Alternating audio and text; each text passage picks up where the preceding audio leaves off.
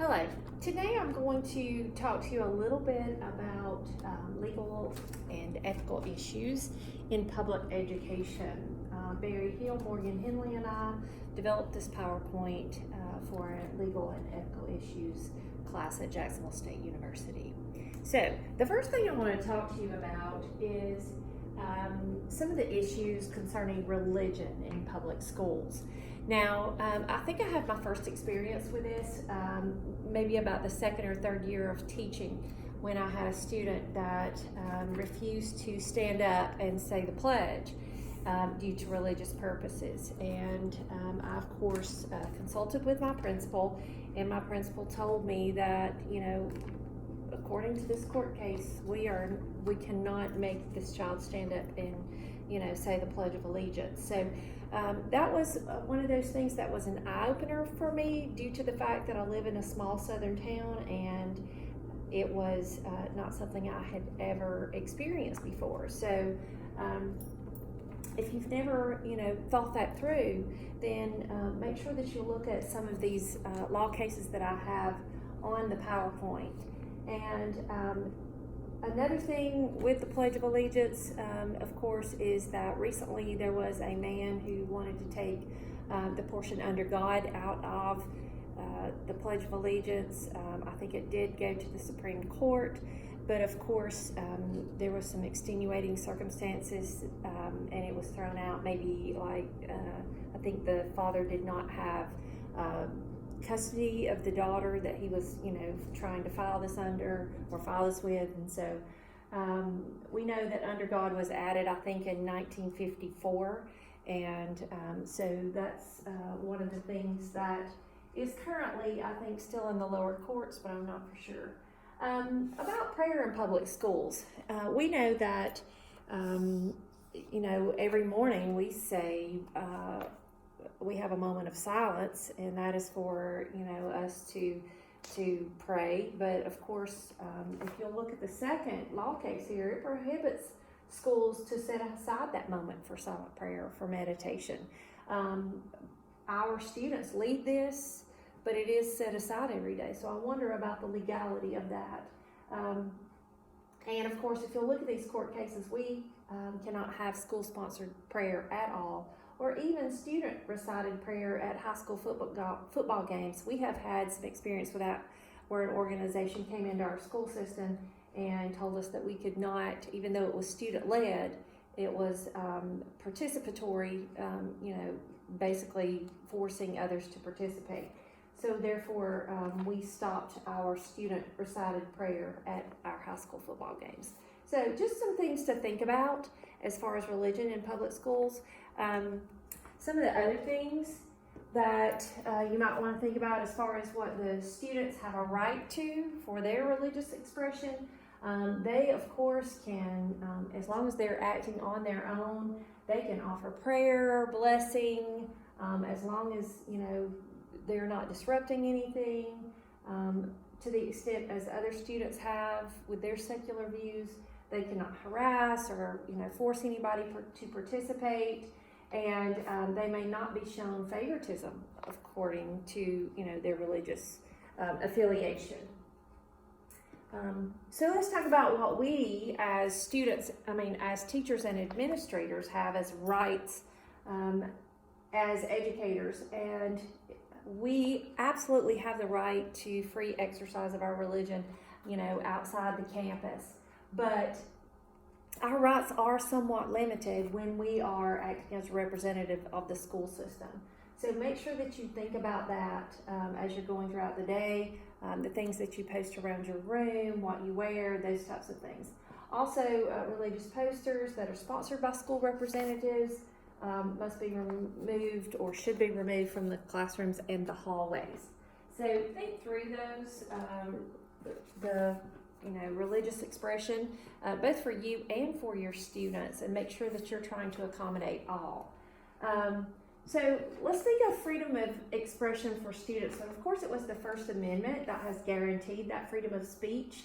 And so some of the things that could be revoked, the student freedom of expression could be revoked, is if there is a disruption of the education that is going on, any offensive speech, of course, any violation of school rules or codes of conduct, destruction of school property, and any disregard to authority. Of course, all of those will revert back to your code of conduct. Some of the freedom of expression that we think about is, I think the first thing that pops up for me is their dress or their clothing, and a lot of the piercings and the hair color and the things that they have these days. And I think when we try to force the issue, I think what's being said is that as long as it's not disruptive to the educational process, then they have that right of freedom of expression. Art, of course, protest and demonstration I'll talk to you about in just a minute, and the freedom of speech. Protest and demonstration. Students may freely protest under the following guidelines. We, of course, make sure that we want them to protest peacefully. We don't want them, to obstruct any doorways or hallways or, anything that would prevent the normal flow of traffic going in and out of the school. And also they must respect authority, school property, and of course, once again, your code of conduct. Make sure that those rules are followed. We don't have a student newspaper at this school, but I do know that at our middle school we have some of the YouTube channels that they have as kind of like a student newspaper, a student broadcast. And so here are some of the things that you might want to think about before we try to get into that this year. Make sure that we pick responsible student editors.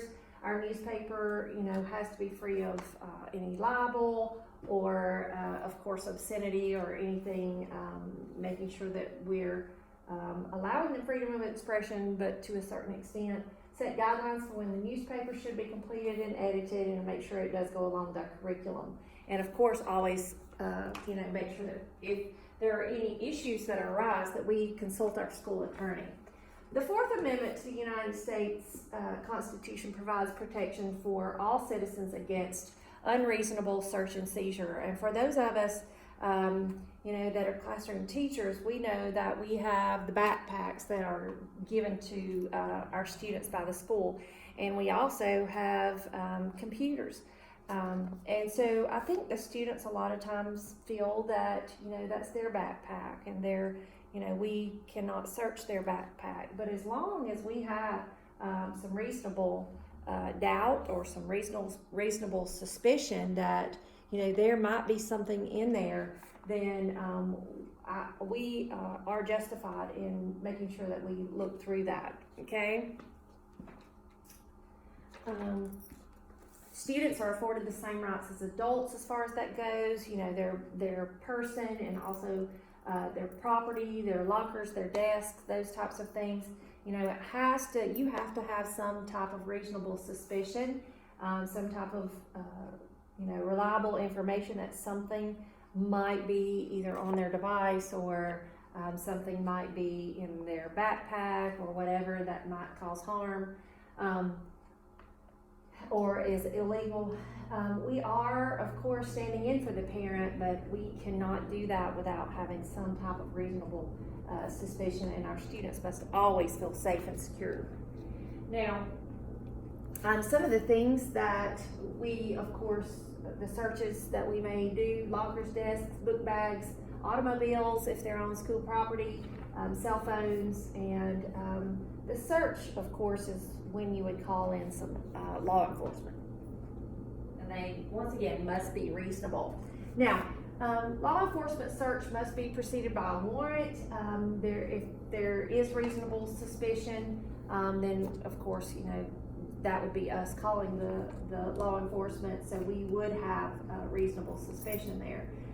And definitely make sure that you contact the guardians, the parents, before the police gets here, arrives on campus, so that they understand what's going on and they have the opportunity to get here as well.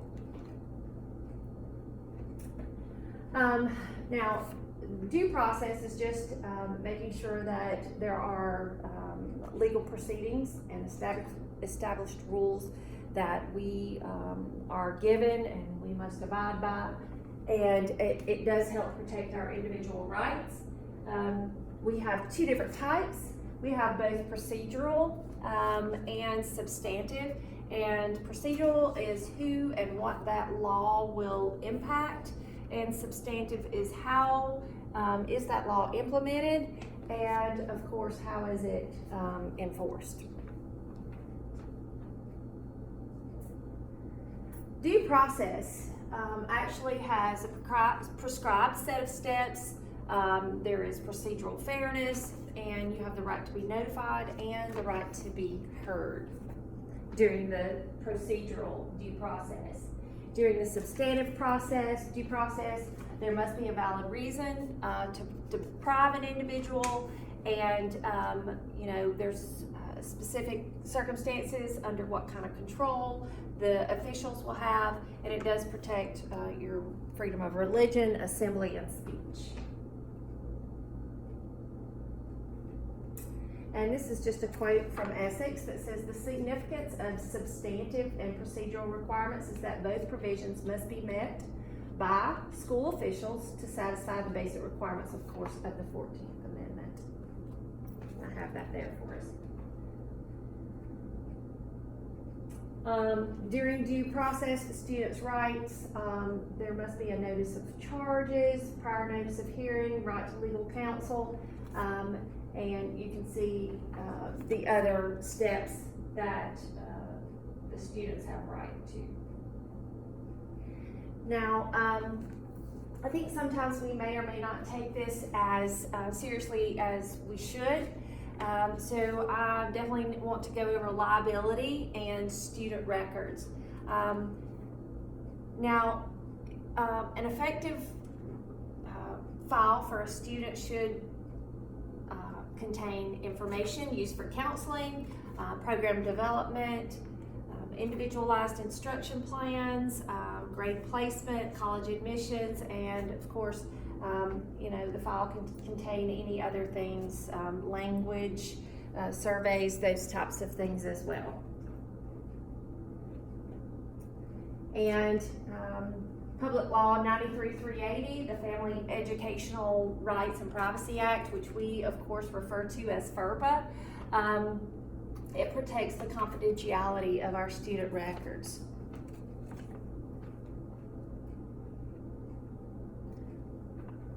Now, some of the student records that, or some of the things that FERPA covers is it protects the confidentiality of the student records. It ensures certain types of personally identifiable information, and that it will not be released without the parents, of course, consenting to that.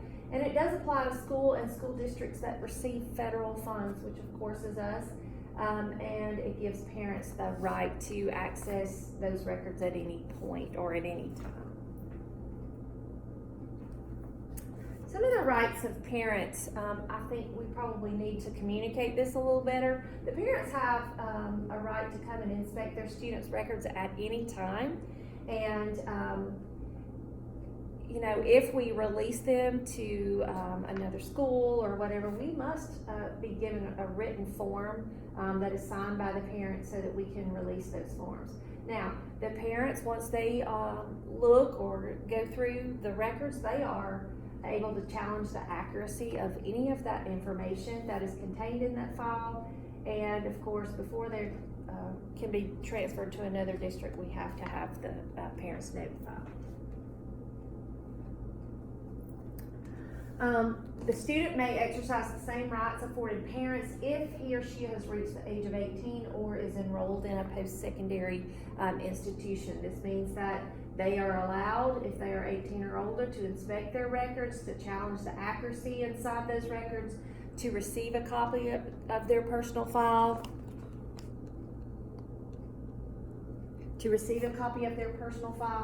and under certain conditions bring liability charges against the personnel if there's any defamation of character. Now, with liability and student records, there have been a few court rulings, of course. Here's some that we just wanted to touch on. Peer grading does not violate FERPA. So I know that sometimes we are taught that, we should not do peer grading, but it does not violate FERPA. I think a lot of times it's a moral or an ethical issue as to what you want to do in your classroom, but I don't necessarily do this. I do allow some critiquing sometimes, but I don't allow them to grade, peer grade. And also disciplinary records without students' consent is a violation of FERPA if you disclose those. The IDEA Act, of course, guarantees free and appropriate public education for individuals with disabilities, in which the student is able to make educational progress, and of course that educational progress should be tailored to that specific child's needs. I just kind of wanted to make sure that some of you, I know we throw out these acronyms, and I wanted to make sure that you knew about the IDEA Act, also about RTI and its response to intervention, and how it is the framework that we actually use to determine the eligibility of students that may have learning disabilities or special needs. And there's a process that you must go through and interventions that you must put into place to prove that you have done this before you can refer a child into special needs. The IEP, of course, is the Individualized Education Plan. It is where the parents and the guardians and the IEP team get together, and we sit down and we design a plan, and we all agree upon this plan for that particular student. And of course, the IEP designates what the LRE, or the least restrictive environment, is, and how much that child will be pulled away from the general educational classroom. Now, some important data that I wanted us to look at. 13% of all public school students ages 3 to 21 are designated as receiving special services. That's a lot of kids. In fact, it's 6.7 million students, and 34% of that 6.7 million students are categorized as having some type of learning disability. Now, one of the things that I wanted to make sure that you understood is that we do have an Alabama Educator Code of Ethics.